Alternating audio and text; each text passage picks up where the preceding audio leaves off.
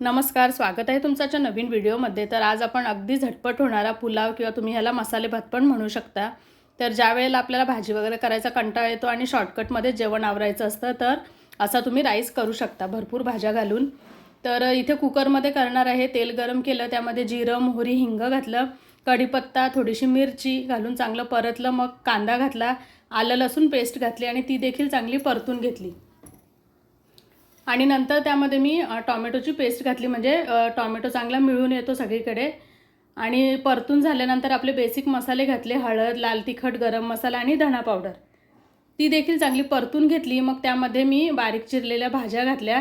तुम्हाला जशा चिरायच्या तशा भाज्या चिरू शकता किंवा ज्या आवडतात त्या देखील यामध्ये घालू शकता। मी गाजर, बटाटा, मटार आणि फ्लावर घातलं, फरसबी घातली आणि कोलम घेतला होता। तुम्ही बासमती तांदूळ पण घेऊ शकता। तर जेवढे तांदूळ घेतो ना त्याच्या दुप्पट आपल्याला एकीकडे पाणी गरम करायला ठेवायचं आणि चांगला भात मस्त मसाल्यांमध्ये तेलासोबत परतून झाला की गरम पाणी घालायचं, कोथिंबीर घालायची, मीठ घालायचं चवीप्रमाणे आणि नंतर त्यामध्ये मी 1 चमचा तूप घातलं, म्हणजे भाताला चांगला, राईसला सुगंध चांगला येतो। आणि सगळं मिक्स करून घ्यायचं, झाकण लावायचं आणि 3 शिट्ट्या करून घ्यायच्या। तर 3 शिट्ट्या झाल्यानंतर आपला हा भात तयार आहे बघा। मस्त एकदम चिकटही नाही झाला आणि एकदम कोरडाही नाही झाला।